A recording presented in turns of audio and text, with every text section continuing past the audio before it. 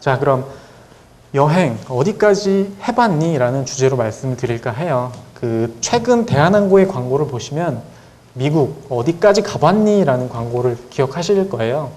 이 말은 여행을 얼마나 많이 가봤느냐, 얼마나 오래 가봤느냐, 얼마나 남들이 안 가는 데를 가봤느냐라는 여행의 양에 관한 질문이라고 생각을 해요. 하지만 우리는 여행의 양보다는 여행의 질적인 면을 더 추구해야 되는 게 더 맞다고 저는 경험적으로 생각을 하거든요.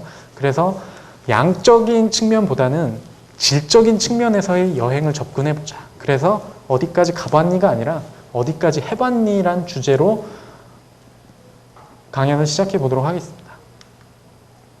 가장 먼저 드리고 싶은 질문은 이겁니다. 어떻게 보면 너무나 어리석은 질문일 수도 있을 것 같아요.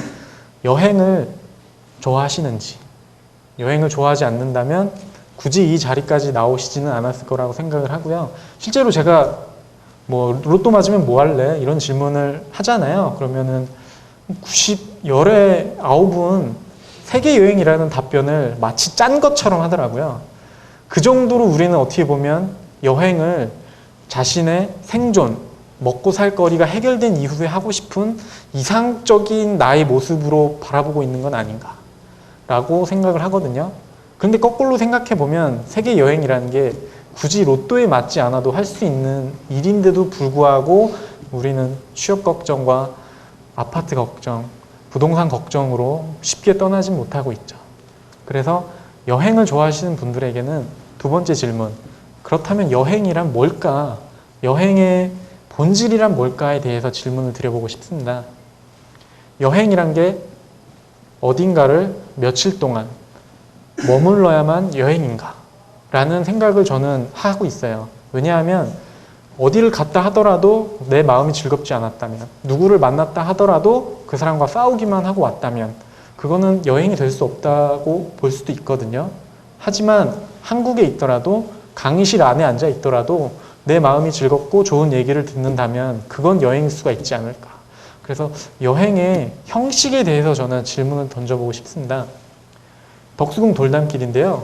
제가 졸업을 하고 버진 아틀란틱이라는 영국의 민영 항공사 한국 GSA에서 첫 직장 생활을 시작하게 되었어요. 그 회사는 이 정동 돌담길의 중앙 부분쯤에 있는데요. 제가 출근을 할 때마다 이 너무나도 아름다운 돌담길을 걸으면서도 여기가 얼마나 아름다운지는 전혀 눈에 보이지 않더라고요.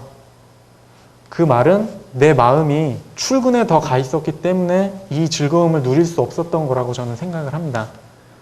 하지만 칠레에서 온 친구들하고 이 돌담길을 걸어가면서 덕수궁과 한국의 궁의 역사에 관해서 설명을 해주다 보니까 칠레와 비교를 하게 되면서 자연스럽게 여행이 되더라고요. 수백 번 걸었던 길임에도 불구하고 내 마음이 어떠느냐에 따라 여행일 수도 있고 아닐 수도 있지 않을까 하는 생각을 하게 됐습니다. 바로 집 앞에서 찍은 사진인데요. 집 앞은 말 그대로 수백 번을 제가 오가는 길이잖아요. 그런데 어느 날 아침에 일어나 보니까 눈이 너무나 소복하게 쌓였더라고요. 쓰레기를 이렇게 들고 버리러 가는 그 1분 동안도 저는 이게 너무나 아름다워서 제가 봤었던 설경 중에 가장 멋있었던 길이라는 생각을 하게 됐어요. 집 앞이라도 여행을 할 수가 있구나. 이런 공간이나 시간이 중요한 게 아니라 내 마음이 여행을 결정하는 가장 큰 요인이 아닐까라는 생각을 이때 하게 되었습니다.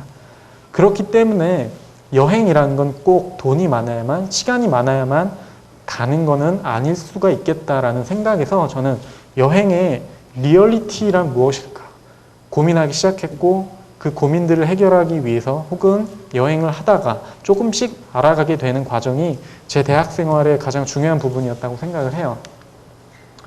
그래서 제가 나름대로 정리해낸 3가지 여행의 중요한 요인이 있습니다. 첫 번째가 바로 사람입니다. 누구를 만나느냐, 누구와 가느냐. 그 아인슈타인이 기차를 타고 목적지에 가장 빨리 가는 방법이 무엇입니까? 라고 질문을 받았을 때 상대성 원리를 발견한 사람답게 이런 답변을 했습니다. 목적지에 가장 빨리 기차를 타고 가는 방법은 사랑하는 연인과 함께 가는 것이다. 그 연인이 없었다면 시속 1000km로 가더라도 여행이 될 수가 없다는 그런 여행의 철학적인 부분을 잘 끄집어낸 표현이라고 생각을 해요. 초등학교 때 굉장히 재밌었게 봤었던 드래곤볼의 기뉴 특전대라는 캐릭터인데요. 제 첫 해외여행은 일본 여행이었습니다. 그래서 일본인 친구들과 이런 사진을 찍기도 했는데요. 여기서 중요한 건 이 친구하고 이 친구는 일본인 친구예요. 일본인 친구와 일본 여행을 전 생애 처음으로 여행을 갔습니다. 일본에 가도 일본인은 만날 수 있고요. 일본인에게 길을 물어볼 수도 있어요. 하지만 일본인과 3박 4일을 같이 먹고 자고 하면서 묵지 않았다면 저는 감히 일본인에게 독도 문제, 남북한 문제, 심지어 위안부 문제에 대해서 허심탄회하게 물어보고 답변하고 토론하고 얘기하지는 못했을 거라고 생각을 해요. 그런데 생각을 해보면 일본인을 여행을 같이 가서 만난 게 중요한 게 아니라 여기의 핵심은 일본인을 만난 그것 자체라고 생각을 해요. 거꾸로 생각을 해보면 한국에서도 일본인을 만날 수 있거든요. 우리 주변에서도 한국에 유학 온 일본 학생들이 있을 수가 있어요. 그렇게 따지고 본다면 굳이 일본을 가지 않더라도 일본을 경험하고 일본을 여행하는 방법이 있지 않을까. 그래서 일본인을 만나는 게 일본 여행에 있어서 가장 중요해져야 되는 건 아닐까라고 생각을 합니다. 보통 여행을 좋아하시는 분들이든 여행을 많이 가보신 분들은 일본을 어떻게 하면 싸고 오래 갈까에 대해서 고민을 하시잖아요. 여기에 관해서 저는 이 얘기를 드려보고 싶어요. 또 한 번의 경험은 싸이월드의 일촌봉사단이란 프로그램에서 에픽하이의 그 세 팀들과 같이 하루 동안 논 적이 있습니다. 봉사 프로그램이었지만 너무나 재밌게 놀았기 때문에 저는 이게 봉사이자 여행이자 여행과 봉사가 동시에 결합된 그런 형태의 경험이라고 생각을 해요.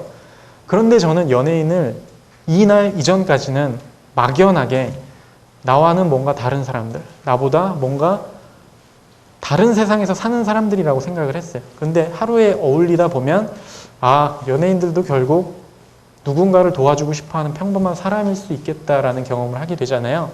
그래서 저는 여행의 핵심은 누구와 만나느냐, 누구와 함께 가느냐일 수 있다고 생각을 합니다.